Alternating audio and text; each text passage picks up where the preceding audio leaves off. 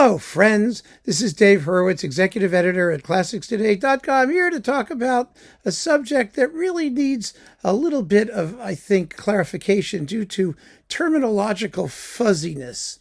And that is the idea of live versus studio recordings. Let's make one thing clear, shall we? Because we had a big imbroglio about this in the past couple of weeks, and all recordings are live. The musicians are live. I mean, what's the opposite of a live recording? A dead recording? Even worse, an undead recording? A zombie recording? Recordings are live events, all of them. The only difference is whether or not there's an audience present. That's really the whole kit and caboodle, because as you all know, and as many of you have pointed out, supposedly live recordings actually involve heaps more tape than the actual event itself. Either it's recorded live over multiple performances and they're all patched and edited together, or the artists do patching sessions afterwards to fix up minor imperfections, or the number of recordings that are live, as in just the event and nothing but, is actually rather small. And even when you do have that, that doesn't mean the other ones are less live. I mean, how could it be less live? I don't understand. It's kind of like the abortion debate, where the one faction calls itself pro-life, which is a total misnomer, because I don't know anybody who's not pro-life. I mean, most of the pro-life people are also pro-gun, so you could call them pro-death. I mean, it's all just verbal manipulation and ridiculousness when it comes to these things, and a way to vilify or demonize the other side, in a way that gives, the side that you're on the moral upper hand. And, okay, I can understand when you're talking about life and death issues like abortion and whatnot, gun control and whatnot, these hot button issues. Okay, demonizing, what the heck, everybody does it. But when you're talking about recordings, I mean, come on, let's be reasonable. It's all live. So the only question is how much technical manipulation might go into producing the finished product. And there I have to be quite dogmatic, because the fact is, it doesn't make any difference. It's totally irrelevant. What matters is how the final product sounds. If the final product sounds fabulous and terrific and absolutely stunning, then I don't care if they patched it together one note at a time. I don't care if the process was wholly artificial. As long as it doesn't sound that way, it's okay with me, because we're called upon simply to judge what we hear, not to inquire into the behind-the-scenes mechanics of how we got to where we were. I mean, I hear the same argument with AI. AI is going to create like extra Beethoven symphonies or whole performances, or recolorize historical performances to make them sound modern. I'm for everything that gives us a great sounding performance. And I don't care how they get there. I don't think you should care how they get there. What difference does it make to you? The music is the music, and it sounds the way it sounds. And I really think that this is a necessary thing to point out, because there's all this sort of moral opprobrium heaped upon performances that may be wonderful, but they're not made the way we think they should be. And we don't have any business judging that. I mean, of course, you can, if you want to judge that. If that's what floats your boat, knock yourself out. It's fine. But in reality, a great recording, a great performance, I mean, there's this fear. It's an actual fear and angst that somehow a performance is not going to be the spontaneous emanation of certain divinely inspired artists under the transcendental sway of the music, and that the act of performance and the act of recording is somehow an intellectualized or mechanized procedure.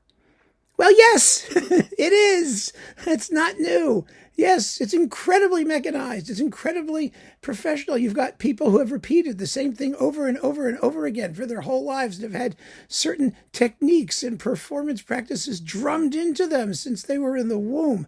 And 99% of it is mechanical. And then there's it's Thomas Edison's line about, invention is 99% perspiration and 1% inspiration. Well, so is art.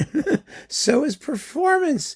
That's what happens. So I just am asking all of us let's be very clear, amongst ourselves, that a live performance is a meaningless term, a completely meaningless term. Rather, why don't we say spontaneous? Or something like unprocessed. Well, no, because processed sounds bad too. There's all these negative connotations with the act of the technical act of putting a performance together for us to listen to. And I'm all for all kinds of technical acts. I think they're fabulous because they give us the recordings that we love. And none of us knows what's really going on behind the scenes. And we shouldn't care. It shouldn't matter. I so often, I publish a review of something and we'll talk about the backstory. Well, they really didn't get along too well when they made this recording. Well, who cares? Recording sounds fabulous. That's wonderful. I mean, there's those, the Beethoven piano concertos with Ashkenazi and Schulte, right? Apparently they hated each other. So they're really good performances of the Beethoven piano concertos. I mean, what does that tell us? I know we like gossip. We like to think that we know more than the other guy and more about this thing that justifies how we feel about it. But sometimes I think that's really inappropriate. And at the end of the day, it doesn't say anything. It doesn't mean anything. I mean, this all got going, remember, because I was talking about people comparing any recordings, to their memories of live performances. The memories of live performances, which are completely vaporous and which are totally impossible. It's an apples to oranges comparison. You can't do it because we weren't there. We don't have the same memories, so we're not working from the same basis. Well, it's the same thing with this live versus studio thing. We are creating a red herring, a straw man, so that we can either build them up or knock them down, depending on our own particular preference for the recording in question. But at the end of the day, and I just want to leave it at this, there is nothing beyond what we hear. No other information is necessary to tell us whether a recording is a great performance or a bad performance. And if it's a great performance, it's great, whether it all happened on the spur of the moment with an audience present, or whether it happened over 3 weeks of laborious recording sessions. I mean, I'll give you one last example. We'll leave it at that. One of the most famous examples, everybody moons over, and rightly so, Annie Fischer's Beethoven piano sonatas. They're fabulous. But they were never issued in her lifetime. They weren't issued in her lifetime because she couldn't make up her mind what takes she wanted to use, and there were millions of them. And she did the performances a snippet at a time, and they had to be edited together in order to create a cohesive performance of a single movement. And they're marvelously cohesive. No one could argue that they consist of a bunch of disconnected edits. They sound absolutely fabulous. But the technique that was used to produce that cycle was one where there were lots of options to choose from, and the performances were pieced together in small nuggets, and everybody, not knowing that, thinks that they're just marvels of spontaneous creation. Well, yes, they are. But they were spontaneously created over a laborious bunch of recording sessions and pieced together without her final say-so, because she was so neurotic. She could never decide what she wanted with them. But it's still a fabulous Beethoven sonata cycle. So why don't we just enjoy it? Who cares how we got there? Seriously. I mean, it's absolutely wonderful. And we deserve wonderful. We don't necessarily deserve live, or we don't deserve to hear audiences, or we don't have to have, none of that stuff matters. What matters is the sound of the final product. And that's it.